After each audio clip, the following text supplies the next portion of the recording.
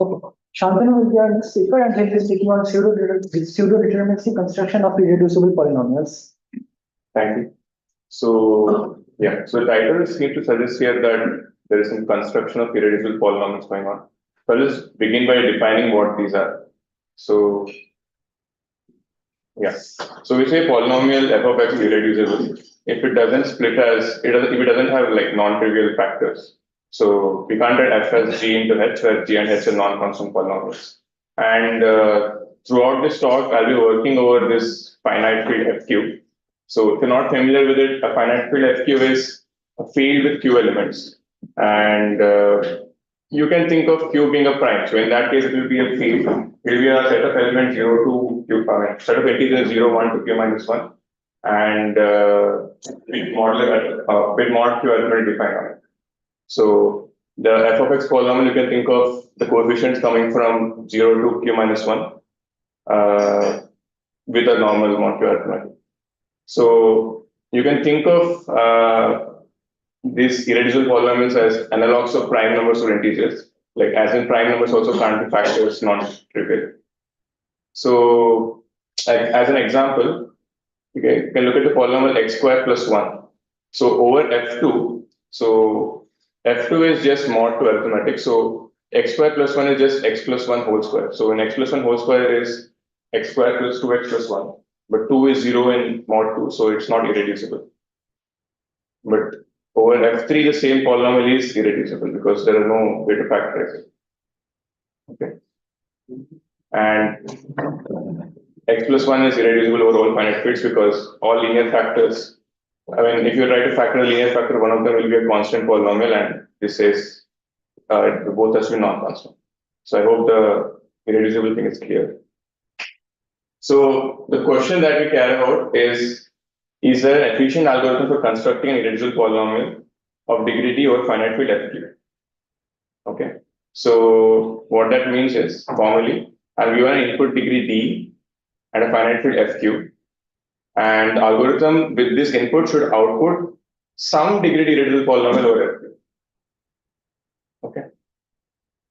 So fq is a field with q elements. So for representing each element, we need log q bits. So in order to represent a d degree polynomial, we need d log q bits. So we expect an efficient algorithm to run in poly d log q. Okay. So, and there is a very simple algorithm for this. So the strategy is just pick a polynomial randomly and check if it's irreducible.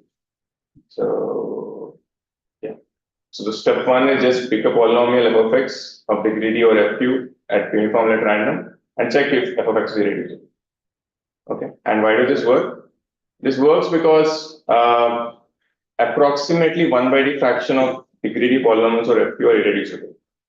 Okay, so that means that in the first step, with probability 1 by d, I'll get lucky and I'll actually get my hands on an irreducible polynomial. And there happens to be an efficient algorithm for checking if f of x is irreducible or not. Okay. So this question, we asked the question and we solved it easily, and we came up with a very simple randomized algorithm. So the next question we ask is, can we sort of de-randomize it? So this is the second question. So is there an efficient deterministic algorithm for the same problem? Okay. And here we face a bottleneck. So if you just consider the degree 2 case, so the degree 2 case, so I just define this notion of a quadratic non-residue. So over mod p, we say alpha is a quadratic non-residue if there is no x such that x square is equal to alpha mod p. That is same as saying that x square minus alpha is irreducible over fp. Okay. And it's a major open problem to just construct a quadratic non-residue, deterministically and polynomial. So even for the degree 2 case, we don't know how to solve this problem. So asking for a degree, degree d case is like a... But this one, because we can be solved with one of yes. But can the general proof for... Yes. Like the general... No, but here you can say, so like here saying that there is a quadratic non-residue of size up to, or just I don't know about GRS, but yeah. So yeah, this you can solve using GRS. So this result mentions GRS, so I'm not sure of the.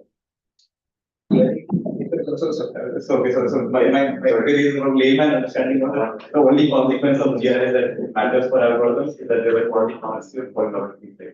Okay. So with that one is from here. But if that is not only that is sufficient. I'm not sure. Yeah. So yeah. So we'll just look at some results pertaining to this question. So if you assume ERH, not GRH, then Edelman lens will show that there is a deterministic polynomial algorithm for this problem. So we find the degree T irreducible polynomial over FP. And there's also another result that, so there is also an unconditional deterministic algorithm that solves this problem, but it gives a polynomial of degree approximately D. Like if I give the input T, it'll give a polynomial of degree between D by C and D. And C is the parameter that you can choose sort of. Then that affects the random dependence. But how like I think N will C or something. And another result is by Shu. So Shu also gives a deterministic algorithm, but the running time for this is, so it's d to the 4 log q to the 4, but this p to the half shows up in the runtime, where p is like the characteristic of the field. So in our case, we can think of q and p to be the same. So we can think of this as q to the power half. So that's like exponential in log q, and that's clearly not polynomial time. So in particular, if we were working over fields of small characteristic p, then it gives an efficient algorithm. But in general, Shu's algorithm is exponential. Yeah. Okay. So right now, so we asked this question of can we de-randomize it, and now it's sort of stuck. Like we don't know. Like after this, there has not been a lot of progress. But we can ask the same question over integers and see what results we have there.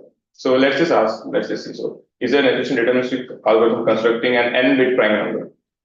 This is very similar to the question I had for polynomials. Okay. And here also there is a very simple, okay, so I mentioned deterministic here, but I'll just mention that there's a very simple randomized algorithm that is just pick an n-bit number randomly and check if it's prime.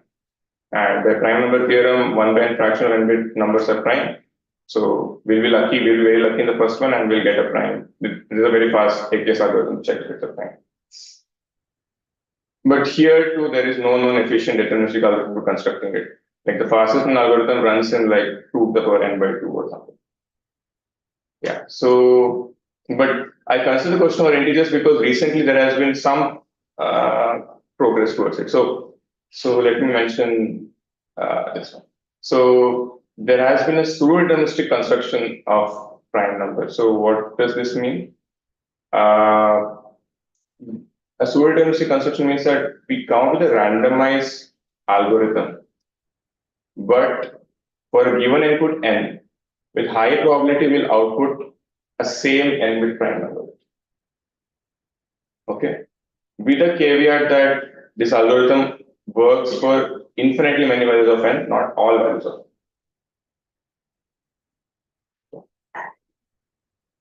So I just want to highlight on this term pseudo-deterministic a bit more. So a pseudo-deterministic algorithm is a randomized algorithm which for a given input generates a canonical output with probability at least half. So it's like from an outsider's perspective, it looks like a deterministic algorithm, like with high probability if I give one input, it will output the same output. But it's allowed with randomness. So you can think of a pseudo-deterministic algorithm as a middle ground between randomized and deterministic algorithm. Okay.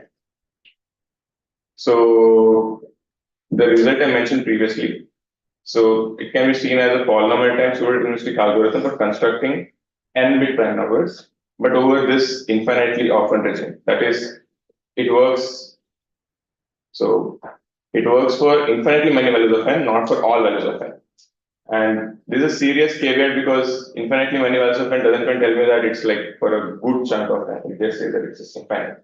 Like, we don't know how dense it can be. Also, like for cryptographical thing, you would probably want something like I give you a number, which is n bit, and I want a let's say n bit or n plus 1 bit prime that is bigger than it.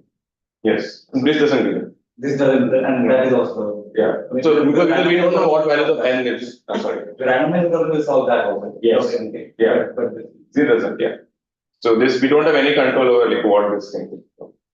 And the weird thing about this theorem is that it's even though theorem is stated in terms of like a number theoretic result, it doesn't use it in fact uses complexity theoretic ideas and not number theoretic ideas. And they show a more general result.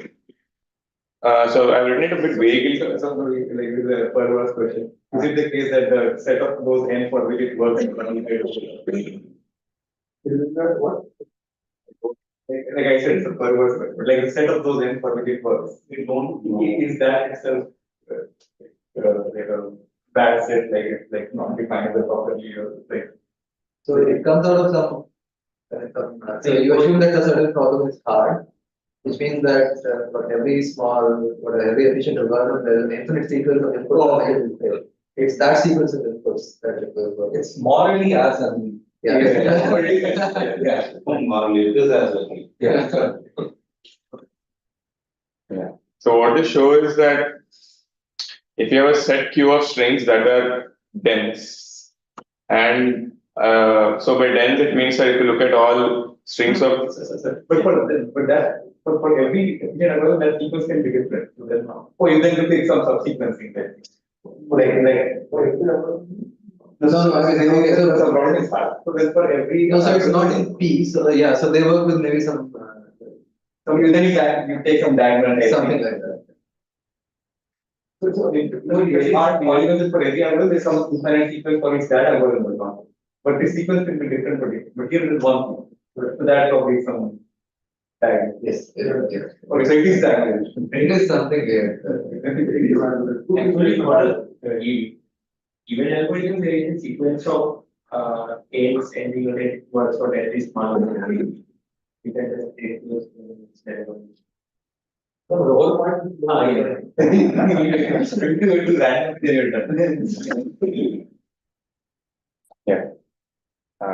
Yeah, so this is a more general result that if you have a set of strings Q that are dense and easy to check, then easy to check if a string X is in Q, then they have a pseudo-deterministic algorithm. Like basically what I mean to say is that both prime numbers and irreducible polynomials have this property. Like in the sense that both prime numbers and irreducible polynomials are dense. Like prime numbers 1 by n fraction of them are prime and irreducible polynomial 1 by d are irreducible. And it's easy to check given a number and given a polynomial if it's a prime or irreducible. So using their result, we can actually show that this like it gives an efficient pseudo-deterministic algorithm for constructing irreducible polynomials for FQ, but with this caveat that it's in the infinitely often region. So the question we ask is, can we remove a caveat? So either efficient pseudo-deterministic algorithm for constructing an irreducible polynomial degree d over finite fidelity without any caveat. So for all the All d everything. Yeah. No. Yeah. So I'll work with the special case first and then build towards the general D. Sorry, one question. So is this question expected to be easier than the prime question or review? This question we will solve, but that question is not. Oh, you solved it.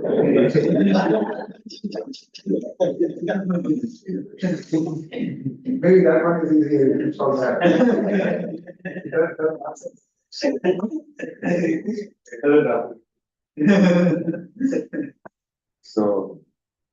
So I'll slowly build towards the degree D. So we'll just work with D equal to 2 first. So I'll just recall the definition of quadratic non-residue. And so what we'll do is we'll try to pseudo-deterministically construct a quadratic non-residue alpha, and then I'll output x square minus alpha. So x square minus alpha is my degree 2 irreducible polynomial. So one simple strategy that, okay, so we know that about p by 2 quadratic, there are about p by 2 quadratic non-residues in FP. So one naive strategy is just randomly pick an alpha and output x square minus alpha, and that will be reducible with high probability. But the problem is this will not be pseudo-deterministic because in each run will very likely choose a different alpha. So this is a pseudo-deterministic algorithm. So it was given by Gatt and Goldwasser. Not exactly the same algorithm, but more or less similar. So what we do is we set alpha is equal to -1 and we check is alpha a quadratic residue or non-residue. If it is a quadratic residue, I will find the square roots of alpha. X minus alpha, I'll factor it. I will set alpha to be the minimum of both of these factors and repeat. So what I'm doing is the algorithm first sets alpha is -1 and repeatedly performs alpha. It's just this alpha, it sets alpha to be square root of alpha, choosing the smallest square root always. Okay. In the step 3 here, so it is not known how to do this x square minus alpha factorization efficiently in deterministic time. So we'll use a fast randomized algorithm here, like Cantor and House or whatever, to do this step 3. And this algorithm is pseudo-deterministic because at each iteration, once I factor, I'll choose my next thing. Like I'll be careful on what the next alpha is by choosing the minimum. The only thing that's unclear is why should this thing terminate, but if it does terminate, it'll output something. It'll output a unique, right? We'll just look at an example. So we'll try to Terminated with the degree of the polynomial that it is satisfying. yeah. So I have a different argument, but yeah. So what was the degree of the polynomial that alpha is satisfying in between by 2, by that or 2 every time. So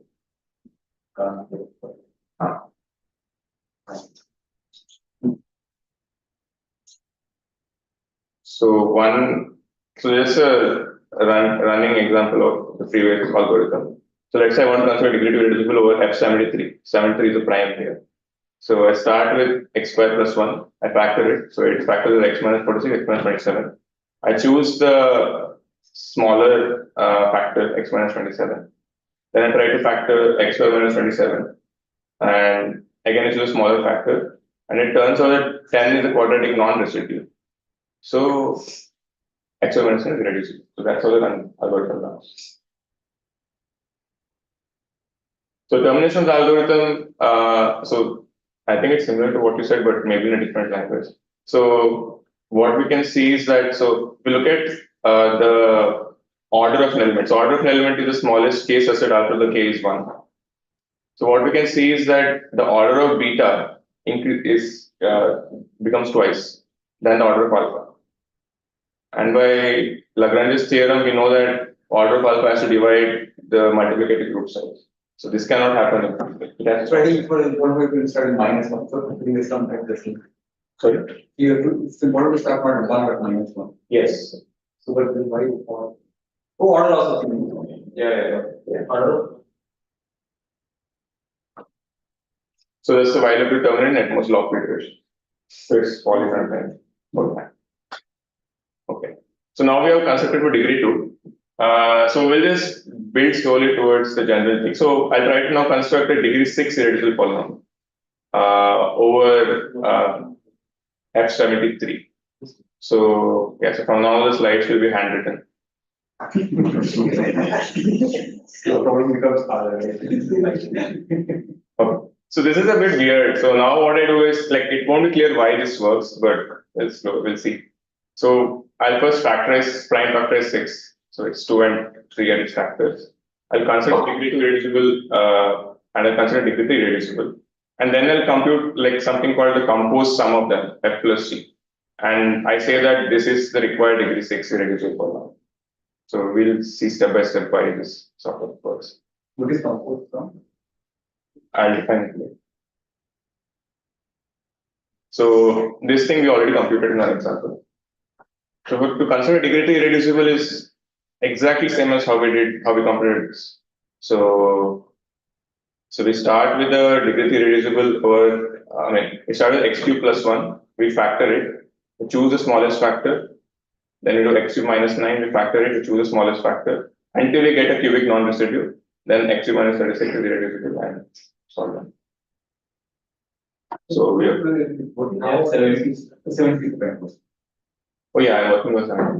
There's a reason I'm working on that. I'll mention it later. Sorry, why does this UV calculator calculate? Now it's not clear. No, the order thing still works out. Same degree. The order triples natural doubles. That's all. That's true. Basically, the product of that you would see is original number. I mean, these are all cube roots of 1. Oh, okay. You're taking the linear factor. So since, okay. So I have on purpose to the 73 such that we'll only see linear factors and all If there was always 6, because 73 minus 1. that. Actually 3 divides it. Then you use 2 divides. Yeah. So now I computed this one and this one. And now I'm saying that if you compute f plus g, then I mean f compose some g, then you get the required thing. So I won't be proving this, but I'll mention what this thing is. So suppose we have f and g, it's about irreducible polynomials or fp. The degrees are r and s, and suppose r and s are relatively prime. Then I say that this f plus g, whatever this polynomial is, it has degree d1, d2. It is irreducible, and this can be computed efficiently from f and g. Okay, so oh, sorry. So R is V1 and S is V2. Sorry about that. So okay, this is much smaller than I expected it would come out to. Can is it visible? I don't know. Yeah. Okay, it's not important what this polynomial is like. The roots are the sums. The roots are the sum. Pairwise sum. Yeah. In the code. Yeah. So I won't go in this lemma anyways, but the fact is that this strategy sort of works. So you have this, you start with degree d, you prime factorize it, get the corresponding irreducibles, and then we'll compose something. And the proof is the algebraic numbers. You look at like the minimal, like the. But it's the same thing, it is same, like alpha is algebraic figure, like alpha figure or It's, I don't know that. Yes, basically similar. But here you want to make sure that the degrees are matching exactly what you want. It's a bit more. Exactly. It's a bit more advanced. But that too also keeps the same. So usually that gives you an upper bound of okay. But here you want exactly. Then you don't use the fact that R and S are. Oh, right, okay. No, you have to use that somehow. Yeah, now that. So let me generalize this idea to a general degree D thing, and let's see. So I want to consider irreducible polynomial of degree D or f cube. So I have D. I'll prime factorize it. And this is because there is some other result which says we can do factorization. No, but you cannot poly D. Yeah, it's poly D, okay. So it gives you C and not big. But the output length is given. Yeah, fine for us. So we factorize it. We for each. So for P1 to the E1, I construct irreducible of degree P1 E1. For this one, I construct irreducible of degree P2 to the E2, and then I use to compose something to get the required irreducible polynomial. Okay, so this step is clear. Second step is clear. It's unclear how will we get these F1, F2, and F5. So we do the same thing we did previously. So what I'll do is for each of these boxes. So let's focus on the first box. I'll construct alpha 1, which is a P1 non-residual, and I won't do this. It turns out that x to the power P1 to the power E1 minus alpha 1 is irreducible. There's a caveat here, so it's irreducible for most choices of P1, but I'll ignore that. Most. So P1 shouldn't be equal to 2 or the characteristic number. Okay. In those cases, I will do something else. Ignoring that. Okay, so this seems like it'll work, right? So as once we prove this fact, once we take this fact for granted, we just construct this. Why is 2 is Why is 2 is maybe it makes sense because our previous argument about powering. so with 2 the problem is there is some example. It's not two. It's like if you consider P1, if you consider 2 square or something, there is an example where you can factor into 2 terms. Like there is I don't remember the example.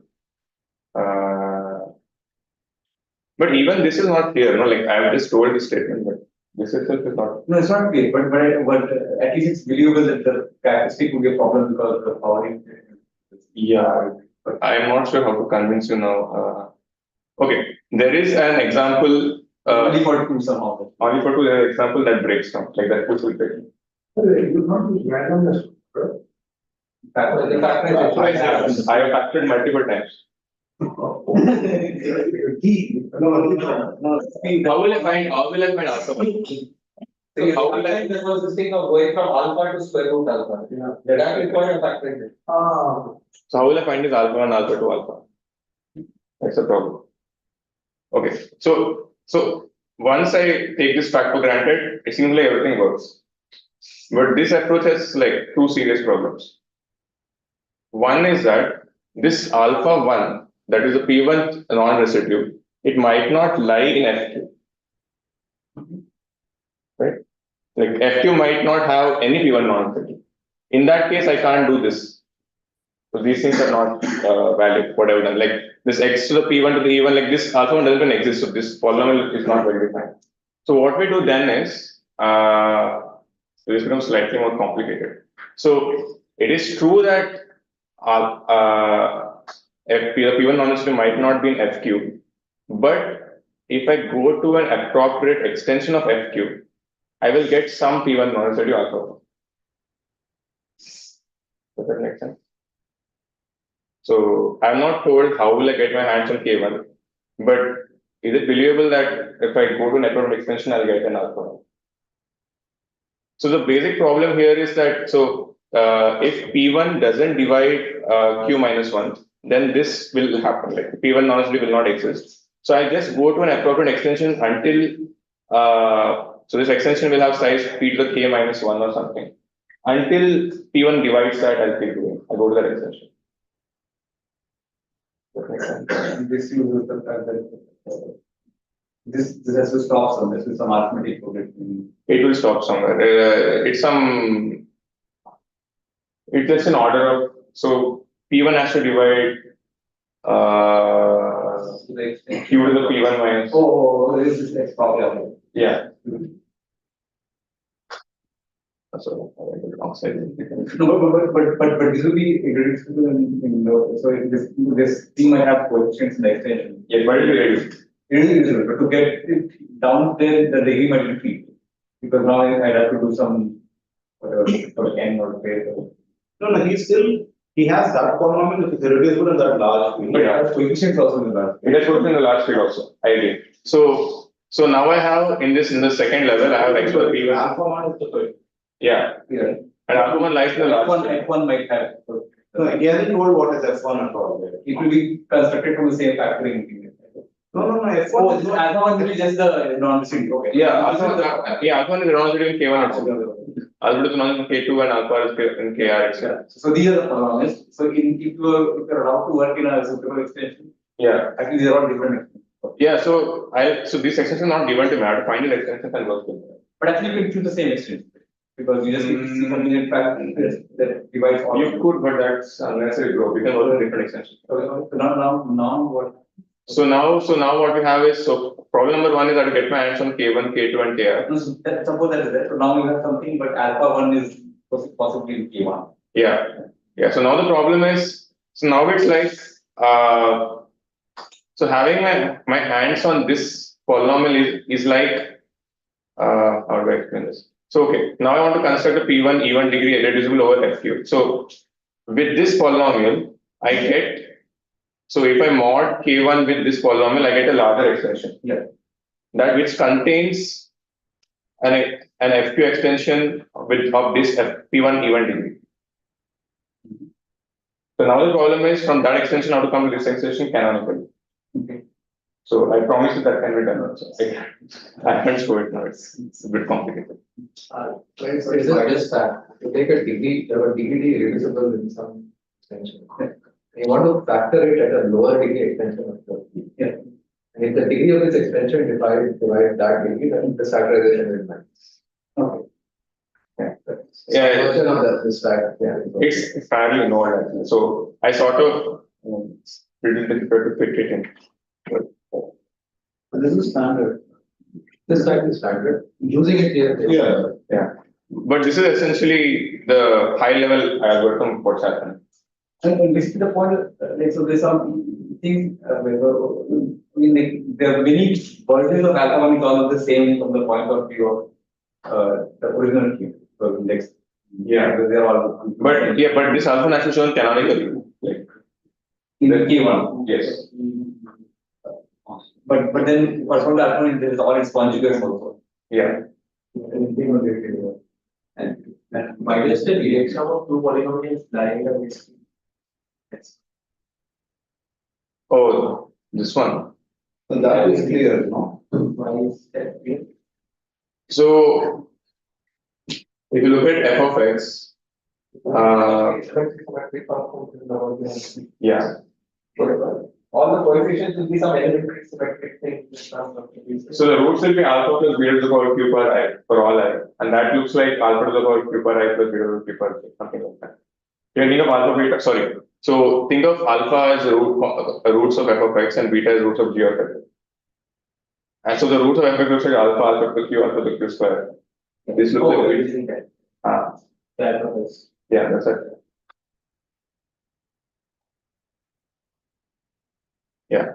Yeah, I know it's slightly unsatisfactory.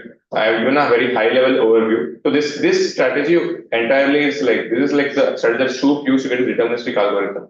So getting this second level, this third level and the fourth level, these can be done in deterministic time. Given the previous levels, these steps can be done in deterministic time. The main bottleneck was getting these polynomials in fast. So Shoup had used a deterministic factoring algorithm that runs in poly characteristic time. Like it has a poly dependence on the characteristic of the field. If you replace that with some faster factoring algorithms, so you can construct this K1, K2, Kr efficiently, and then you can construct these polynomials efficiently and show deterministically. Once you do that, you can just use Shoup to get this level and this level. That's like a high level picture. So especially if I go back to the example that I worked with, so I chose F symmetry here because these polynomials are nicer to work with. Like 10 and 36 lie in this field itself, but this doesn't need to happen every time. Yeah, so this is the overall algorithm. Yeah. Thank you.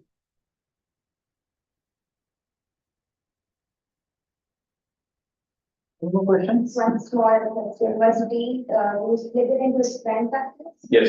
What are these prime factors? If D is prime, it's just one leaf. Like it's not a tree. Just work with that. That's it. And then it can like. Yeah. If D is prime, it's as if I'm just working on this thing, right? Like these things don't exist. It's just I'm computing x to the power p minus alpha, then construct this. Yeah, but isn't that you? So if the degree is prime, the instruction is there is an algorithm that instructs. What Yeah. this picture is that if your degree happens to be composite, then we will use the prime algorithms and do Yeah. other work on the algorithm. Yeah. So prime case is Goldwasser. No. Prime case is So there are two cases. Oh, the blue case is Goldwasser. Yeah. I mean, you have to do the same thing of start with x power t plus 1 or x power t plus 1. Try to factorize it. Hope to God that you find a linear factor. If you find a linear factor, go to a canonical one, continue. All the complications happen if that factorizes into things that are not even linear factors. Yeah. Forcing you to go to an average. Okay. And then you'll have to do some July. Okay, let's thank the speaker.